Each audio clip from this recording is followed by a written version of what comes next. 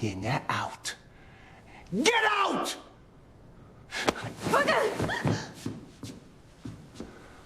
Salla e madhe e hotelit luksoz në Bregdet shkëlqente në dritën e qindra lusterave të kristalt, ku çdo detaj ishte kuruar me një përpjekshmëri të jashtëzakonshme, që nga tavolinat e mbuluara me mëndafsh të bardhë e deri te lulet e ralla të importuara posaçërisht për këtë natë që ngjante si një përrall e vërtet. Arbri, një djalë i ri dhe i veshur me një kostum elegant të qepur me porosi, ecte mes të ftuarve me kokën lartë,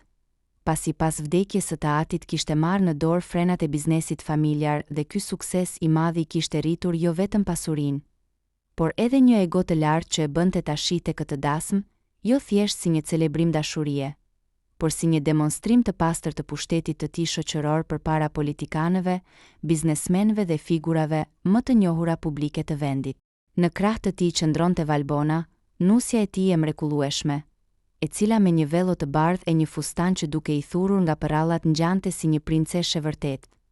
Megjithse pavarësisht buzëqeshjes së saj të lehtë, sytë e saj fshihnin një melankoli të thellë sepse ajo ishte rritur jetime dhe rallëherë fliste për fëmijërinë apo të kaluarën e saj. Një temë që Arbri kishte preferuar gjithmonë ta shmangte për të mos prishur imazhin perfekt të çiftit të tyre të ri. Në kulmin e mbrëmjes, kur të ftuarit ishin ngritur për të kërcyer vallën e parë të çiftit, jashtë nisi një stuhje e fuqishme dhe shiu filloi të përplasej me rrebesh mbi xhamat e mëdhenj të sallës duke krijuar një zhurmë të mbytur. Kur papritur dera kryesore prej xhami e hotelit u hap me zhurmë, dhe në prag të saj u shfaq një siluet që binte tërësisht ndesh me shkëlqimin e asaj salle. Ishte një burr i moshuar, flokëthinjur, i kërrusur nga vitet e nga pesha e jetës, me rroba të vjetra, të konsumuara e të lagura që nga shiu, i cili në njërën dorë mbante një shkop të thjesht druri për të mbështetur ndërsa në dorën tjetër shtrëngonte pas gjoksit një kuti të vjetër druri të gdhendur sikur të ishte gjëja më e çmuar në botë. Uji rrithte nga rrobat e tij mbi dy shemen prej mermerit të pastër të hotelit duke lënë pas gjurmë balte, dhe në atë moment muzika u ndal gradualisht. Salla ra në një qetësi të rëndë dhe të ftuarit filluan të pëshpëritnin duke e parë plakun me përbuzje dhe habi të madhe. Arbri ndjeu një val të nxehtë zemërimit i ngjitej në fytyrë sepse për të prania e këtij lypsi në mes të dasmës së tij luksoze, ishte një fyerje e pafalshme përpara të gjithë njerëzve të rëndësishëm. Ndaj la dorën e Valbonës dhe eci me hapa të shpejtë e të rënd drejt plakut, duke i bërtitur me një zë që bëri ego në të gjithë sallën se ky nuk ishte vend për lypës si ai, se kishte prishur ambientin e pondoste hotelin dhe se duhej të dilte jashtë menjëherë. Plaku nuk u trem nga britmat e Arbrit, por ngriti sytë e tij të lodhur e të mbushur me ujë ndoshta me lot, duke u munduar të fliste me një zë të dridhur e duke thënë se nuk kishte ardhur për të lypur por vetëm për të parë diçka. Mirëpo Arbri nuk priti ta dëgjonte dhe pa dëshiruar që ky njeri t'i merrte asnjë sekond më shumë nga nata e tij perfekte. Urdhëroi menjëherë sigurimin që ta nxirrnin jashtë këtë njeri dhe ta hidhnin në rrugë ku e kishte vendin. Dy burra të bëshëm të sigurimit u afruan menjëherë, e kapën plaku nga krahët me dhunë dhe filluan ta tërhiqnin zvarr drejt daljes në përshi, ndërsa të ftuarit vështronin të patundur sikur asgjë e jashtëzakonshme të mos po ndodhte. E pikërisht në momentin që po e shtynin jashtë pragut, dora e plakut u lëshua e pafuqishme, dhe ajo kuti e vjetër druri rëndoi mbi dy shemen e mermert duke u hapur me një zhurmë të thyer e duke nxjerrë në dritë ato mistere që do të ndryshonin jetën e të gjithëve. Përgjithmonë, ajo kuti e vjetër druri, duke u rrokullisur mbi mermerin e ftohtë dhe të pastër të hotelit, u hap me një zhurmë të mbytur që sikur ndaloi edhe frymëmarrjen e të gjithëve në sallë. Nga brendësia e saj nuk rodhën xhevahire apo flori, por ran disa medalje të vjetra ushtarake të Uçkës të dëmtuara nga koha dhe një fotografi e vjetër, skajet e së cilës ishin të djegura e të nxira nga tymi i një shkatërimi të hershëm. Arbri hodhi një vështrim për buzës drejt atyre sendeve, duke u bërë shenjë rojeve që të vazhdonin ta nxirrnin plakun jashtë, por përpara se dikush të bënte qoftë edhe një hap, një brit me mbytur e tronditi tërësisht qetësinë e sallës. Ishte Valbona. Ajo kishte mbetur e ngrirë në vend, me sytë e fiksuar të ajo fotografi e vjetër që qëndronte përmbys mbi mermer, dhe fytyra e saj, që deri pak qaste më parë rrezatonte bukurinë e një nuseje, u zbe aq shumë sa mori ngjyrën e vellit të bardhë që mbante në kokë. Duart filluan t'i dridheshin aq fort sa tufën e luleve të dasmës, e lëshoi pa ndjenja për tokë. Duke mos dashur t'ia di më për dasmën, për të ftuarit VP, apo për njerëzit e rëndësishëm që po e vështronin me habi. Me hapa të pasigurt, sikur po ecte për mbi thika, ajo filloi të afrohej drejt asaj kutie, ndërsa Arbriu mundua ta kapte nga krahu, duke i pëshpëritur me zemërim se çfarë po bënte dhe pse po bëhej qesharake përpara botës. Por ajo e largoi dorën e tij me një forcë që askush nuk ja njihte. Valbona u gjunjëzua drejt për drejt në dyshemen e lagur, aty ku uji i shiut dhe balta nga rrobat e plakut kishin ndotur mermerin. Mori fotografin me duart që i dridheshin dhe, sapo pa imazhin e dy fëmijëve të vegjël të përqafuar pranë një vatre të djegur, shpërtheu në një dënesë aq të dhimbshme sa u rrëqethi mishin të gjithëve. Ajo ngriti kokën drejt plakut, i cili po mbahej me vështirësi nga rojet e pragu i derës, dhe sytë e tyre u ndeshën në një vështrim që mbarte vite të tëra dhimbjeje, humbjeje dhe kërkimi të pandalur. Pa u menduar dy herë, pa u shqetësuar se fustani i saj i shtrenjtë po bëhej me balth dhe po grisjej, Valbona u ngrit dhe vrapoi me safuqi që kishte drejt derës, duke dal jashtë në mes të stuhisë dhe rebeshit të shiut ku rojet po shtynin plakun. Ajo u hodh në qafta atij burri të moshuar, duke u gjunjëzuar bashkë me të në baltën e jashtme të oborit të hotelit, teksa shiu i dendur ja lagte vellon dhe flokët, ndërsa të ftuarit brenda sallës u dyndën drejt xhamave të mëdhenj, të shtunuar dhe të habitur nga kjo skene pa imagjinueshme, ku nusja e tyre perfekte po përqafonte në lot një lypës të panjohur në mes të stuhisë. Arbri mbeti i shtangur në mes të sallës, i turpëruar dhe i tërbuar nga thyerja e protokollit të dasmës së tij, por njëkohësisht edhe i pushtuar nga një ndjenje e tmerrshme ankthi se mos kjo skem po zbulonte diçka nga e kaluara që do t'i kushtonte shumë më tepër se sa thjesht dëmtimi i imazhit të tij. Arbri doli jashtë në mes të rebeshit, me hapa të shpejtë dhe fytyrën e skuqur nga zemërimi, teksa uji i ftohtë i shiut ja fashiti menjëherë kostumin e shtrenjtë, por pa arritur t'i shuante tërbinë, që ndjente për këtë skenë që po ndodhte para syve të gjithë elitës së qytetit. Ai u afrua me dhunë, e kapi Valbonën nga krahu për ta ngritur nga balta dhe i bërtiti me zë të lartë se çfarë po bënte,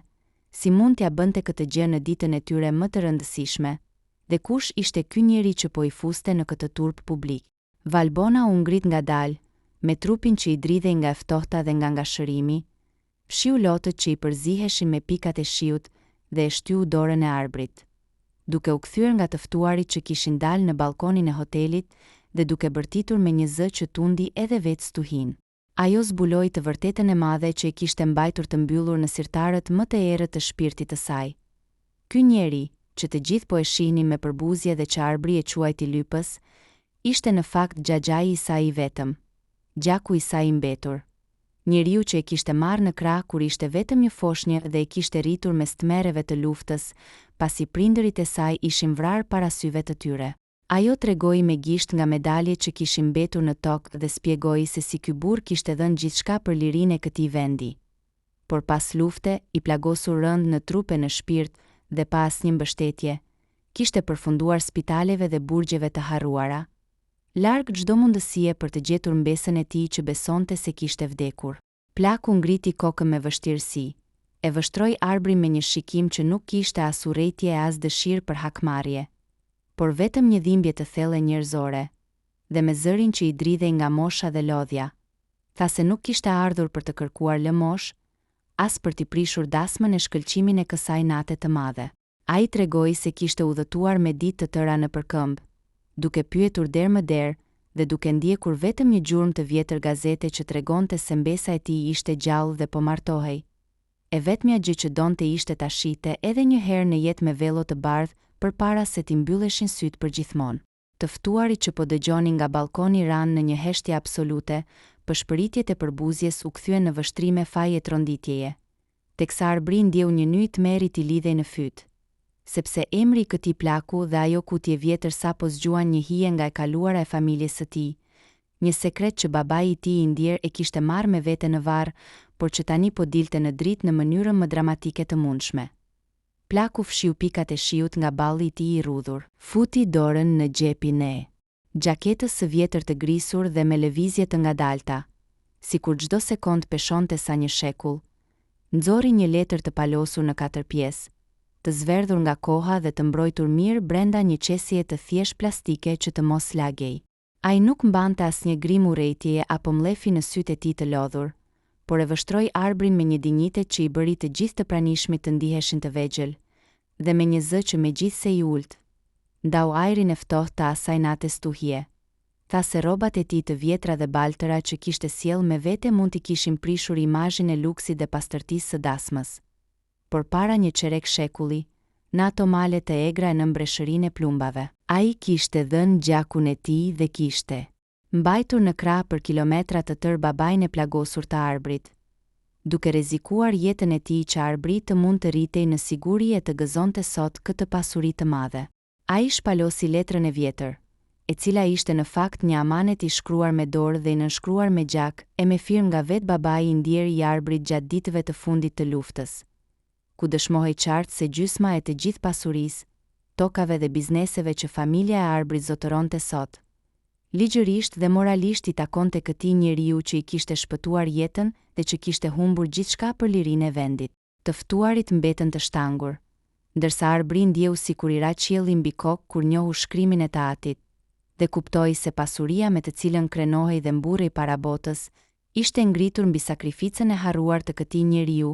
që sapo kishte dëbuar dhe poshtëruar si një qen rruge. Përpara se dikush të mund të thoshte një fjalë apo të bënte një llogari financiare, plaku e vështroi me mall mbesën e tij, Valbonën, mori letrën e vjetër të amanetit dhe me duart që i dridheshin por me një vendosmëri të palëkundur, e grisi atë në copa të vogla, duke i lënë dëshmitë e asaj pasurie të fluturonin e të treteshin në rrebeshin e shiut dhe në baltën e oborrit. Ai u shpreh me zë të qetë se nuk ishte udhëtuar deri aty për të kërkuar para, prona apo për të marrë hak për vitet e gjata të harresës dhe vuajtjes, por kishte ardhur vetëm me shpresën e fundit të shpirtit të tij për të parë mbesën e tij të vetme, gjakun e tij, të veshur si nuse përpara se të ndahej nga kjo botë. Kjo thjeshtësi e jashtëzakonshme dhe ky akt madhështor e gjunjëzoi moralisht arbrin në mënyrë përfundimtare, duke bërë që të gjithë mekanizmat e egos, krenarisë dhe arrogancës së tij të shkatërroheshin në çast para syve të nuses së tij dhe të gjithë të ftuarve. Pendimi dhe një turp i paimagjinueshëm e pushtuan tërësisht biznesmenin e ri, i cili pa pyetur më për kostumin e shtrenjtë, për shiun, apo për sytë e qindra njerëzve që po e vështronin me gjykim, ra në gjunjë drejt për drejt në baltë përpara plakut, duke i kapur duart e vrazhda e të ngrira nga e ftohta dhe duke i kërkuar falje me lot në sy për verbërinë dhe mizorinë e tij. Salla e dasmës luksoze ndryshoi tërësisht destinacion dhe kuptim në ato momente, teksa vetë arbri dhe Valbona e morën plakun e moshuar me styresh, duke mbajtur nga krahët me respektin më të madh dhe e futën brenda në ambientet e ngrohta të hotelit. Të ftuarit, të prekur thellë dhe me lot në sy nga ky katarsis i fuqishëm, u ngritën të gjithë në këmbë duke duar trokitur me nderim, ndërsa arbri urdhëroi që plaku të ulej në krye të tavolinës kryesore, në vendin që i takonte prindërve, duke shndërruar festën e luksit në një festë të madhe të mirënjohjes, familjes dhe gjetjes së njerëzve të humbur. Dasma vazhdoi deri në agim, por tashmë jo si një shfaqje e kotësisë dhe pasurisë materiale, por si një dëshmi e fuqishme se vlerat e vërteta njerëzore, nderi, gjaku dhe sakrifica e të parëve nuk mund të blihen me asnjë lloj pasurie, dhe se në rrobat më të vjetra e më të dëmtuara të kësaj bote, shpesh fshihen heronjt më të mëdhenj të jetës sonë.